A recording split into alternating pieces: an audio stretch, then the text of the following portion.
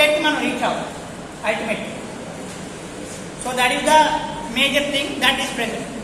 మీరు ఇంకా better example కనుక తీసుకుంటే రీసెంట్ కల్కి మూవీ ఒకసారి చూస్తే మీరు, సో లాస్ట్ క్లైమాక్స్ సీన్ ఒకసారి మీరు అబ్జర్వ్ చేస్తే, సో వాడి వరల్డ్ అనే సంగతి ఆడికి తెలియదు. బేసికల్ it's a guess. So uncertainty అక్కడ ప్రెజెంట్ అయ్యి ఉంది. వాడి లోపల ఉన్న ఎలిమెంట్ ఏదైతే ఉందో ఆ ఎలిమెంట్ని ఎవరు డిస్క్లోజ్ చేయండి, కంప్లీట్గా డిస్క్లోజ్ చేయండి. సో అది లాస్ట్లో డిస్క్లోజ్ చేశాడు. ఉద్దామా తనక రోల్ ఏంటి? సో దాన్ని సేవ్ చేయాలి. బట్ సేవ్ చేసే టైంకి వాడు పట్టుకెళ్ళి కన్నుడు అక్కడ పట్టుకెళ్ళిపోయాడు, ఎక్కడో దగ్గర ఎక్కడో పొజిషన్లో పట్టుకెళ్ళిపోయాడు. సో అది మెయిన్గా వచ్చే డీవియేషన్. సో అలాంటి డీవియేషన్స్ని ఓవర్కమ్ చేసుకోవాలి, ప్రెడిక్ట్ చేసుకోవాలి, ముందుగా గెస్ట్ చేసుకోవాలి. గెస్ట్ చేసుకుని అనుకున్నట్టుగా గోల్ స్టేట్కి రీచ్ అవ్వాలి.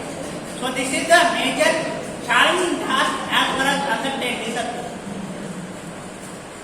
మన క్లాస్ రూమ్ ఎగ్జాంపులే కనుక తీసుకుంటే క్లాస్ రూమ్లో కూడా చాలా అన్సర్టెనిటీస్ ఉంటాయి basically. Because in the world no two people can think alike. ఇద్దరు ఒకేలాగా ఆలోచించారు. ఎవడు ఆలోచన తీరు ఆడిది, ఎవడు వేవాడితే ఆవిడ పారిపోయేవాడు. సో ఇద్దరు కూడా కొలాబరేటివ్గా ఒకటే విధంగా ఆలోచించారు అల్టిమేట్.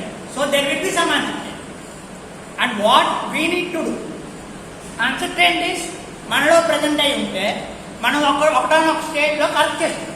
రేపు కాపు చేయండి, ఎటు కాపు తాపేయండి, ఏదో ఒక టైంలో మనకి రియలైజ్ అవుతాం, మనం కరెక్ట్ చేస్తాం.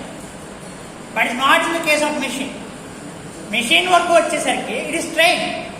దానికి ఆ ట్రైనింగ్ మనం ఇచ్చాం కాబట్టి దానికి అనుగుణంగా అది యాక్ట్ చేస్తాం. బట్ అన్సర్టెనిటీస్ కనుక ఉంటే వాటిని ఓవర్కమ్ చేసుకోవాలని మెషిన్ తెలియదు అల్టిమేట్గా. ఎలా ఓవర్కమ్ చేసుకోవాలి, ఎలా దాన్ని రీక్యాప్ చేసుకోవాలి, ఓవర్కమ్ చేసుకుని నేను గోల్ స్టేట్కి ఎలా అచీవ్ అవ్వాలి, ఇవన్నీ కూడా మెషిన్కి తెలియదు. సో మెషిన్కి